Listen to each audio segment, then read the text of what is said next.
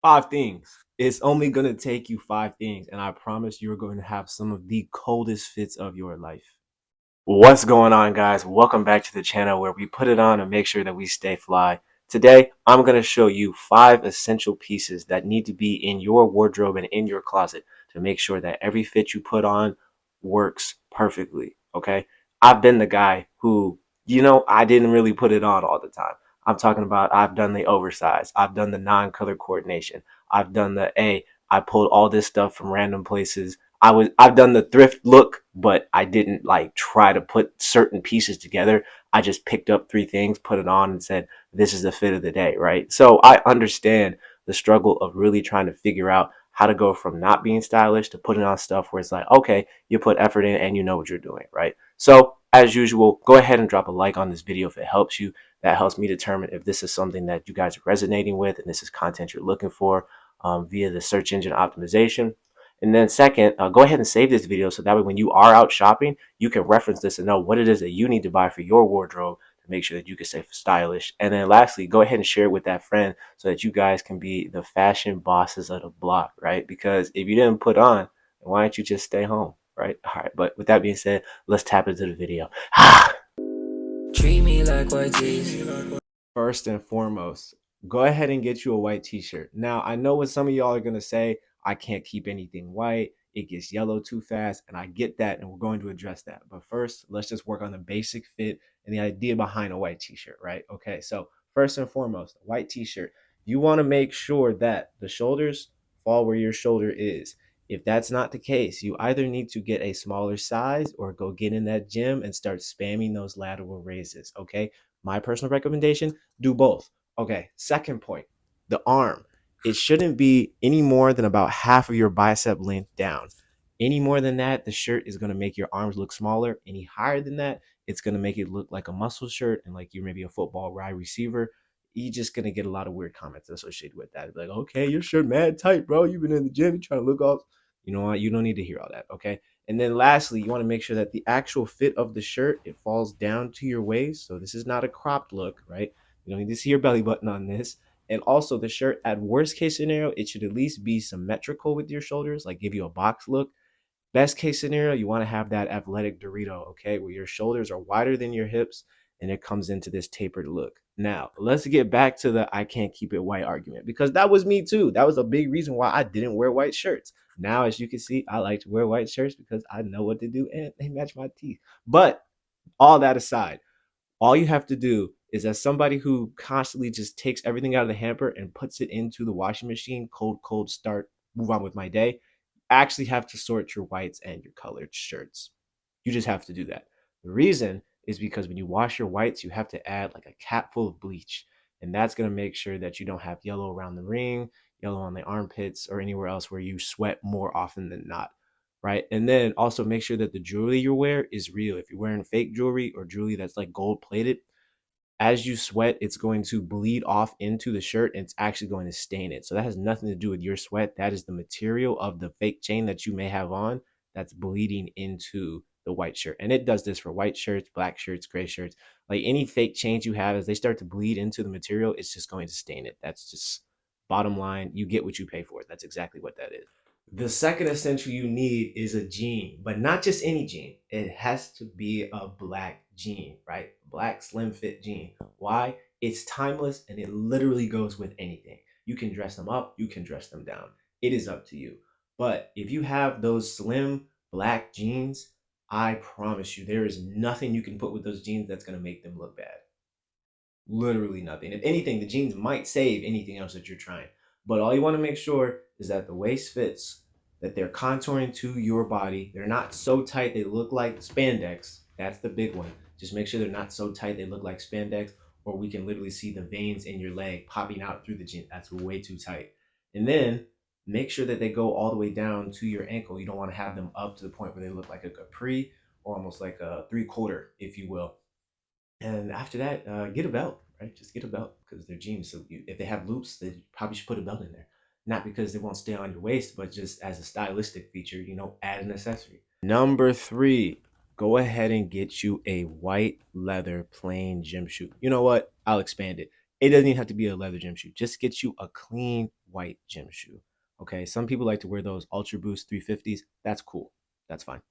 It's going to give you more of an athletic look. I personally like the leather gym shoe because I can dress it up. So, an example would be if I put that with a suit, it looks almost like a smart casual, if you will, kind of like I'm an intern at Microsoft.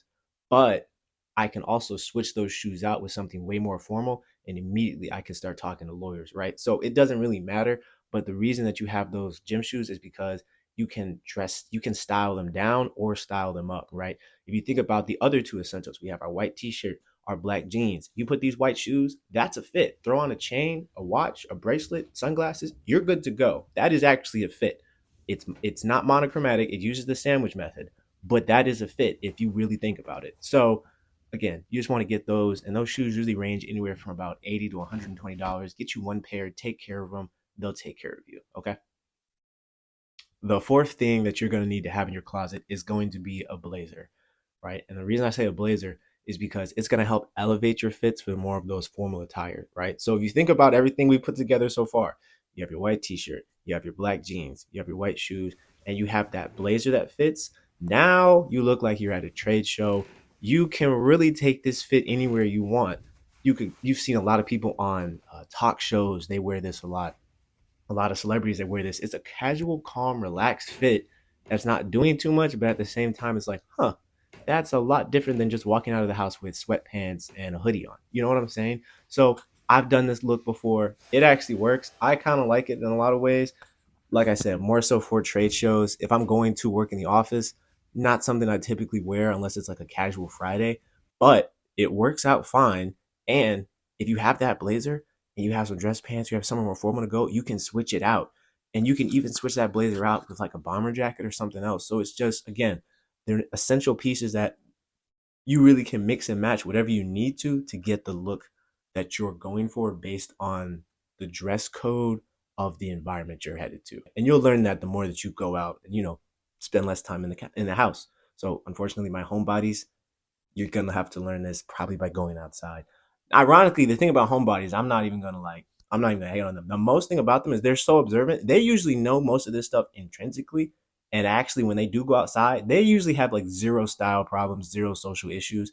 They just don't prefer to do these things. But they usually know exactly what they have to do. So this is really for the extroverts who feel like you want to be the, baby, welcome to the party, but you don't know how to be the party yet. So I'm helping you with that. And the last essential thing that you need in your wardrobe, I keep telling you guys this, is a cologne, okay? Go ahead and get you a good scent. You can have a signature scent or you can have a couple different scents based on the occasion that you're going.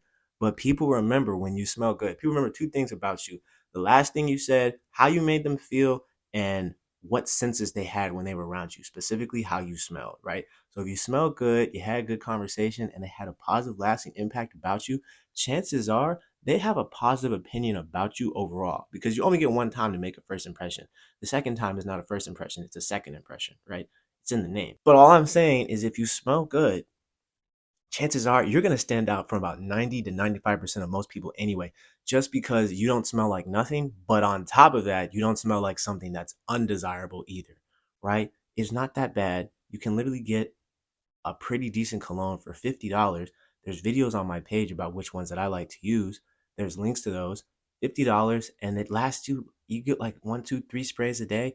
It'll last you like 6 or 7 months, right? So if you could do the math and break that down.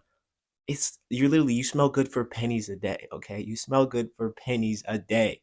That's the whole goal. So let's run back through everything so that you guys know what it is that you need, and you can bookmark this section in the video and then just watch this last summary so you don't have to watch the whole video when you're at the store. At number one, we have go get you a solid white t-shirt, okay? Goes with everything. Make sure it's fitted. The better it fits you, the better it looks. Second, go ahead and get those timeless black fitted jeans. Okay. They don't need to look like spandex, but at the same time, they don't also need to look like you work on a farm and you just have a whole bunch of extra space. We're not trying to protect from thorns, burrs, bushes, and small animals, right? Just get some nice contouring one that show off your athletic build and what you've been doing in the gym, and you'll be good to go. Number three, go ahead and get you that nice fitted tailored blazer. If the blazer feels like it's too big or too small, you can go take it to the dry cleaner. They'll tailor it for literally $20 or $25. It's not that expensive. You don't have to pay a bazillion dollars for a blazer. You can get one from like JCPenney's or secondhand and have it tailored to you. If it's a good quality material and it's a nice pattern, you'll be good to go, right? Number 4, go ahead and get you those white gym shoes, right? I prefer leather gym shoes. They run about 80 to 120 and they last me about a year or two because I wear them literally all the time. But if you someone who likes more of that athletic look, go ahead and get you some white Ultra Boosts or go get you some white Air Forces or some type of white shoe that you can dress up and dress down, right? And then last but not least, like I said, go ahead and get you a fragrance, a signature scent and a cologne, right? It's going to be your calling signal. People are like, it's a bird, it's a plane. No, it's the fashion guy who likes cologne. Like that's how you want them to be. When you walk in a room, people should know you're there without even having to turn their head. It might be. It might not be. It is. It's me. It's you, dude. It's me. Now that's not aura farming. I don't know what it is, right? So you got those 5 things, you'll be good to go associated with making sure that everything that you need is in your wardrobe. And you can obviously add other things on top of that. But as long as you have the basics, a good foundation, sky's the limit, right? So let's build that wardrobe from the ground up, associated with everything that you need. As always, appreciate you guys for watching the video all the way through. And here's some other content associated with just fashion that might be helpful to you. And until next time, stay fresh.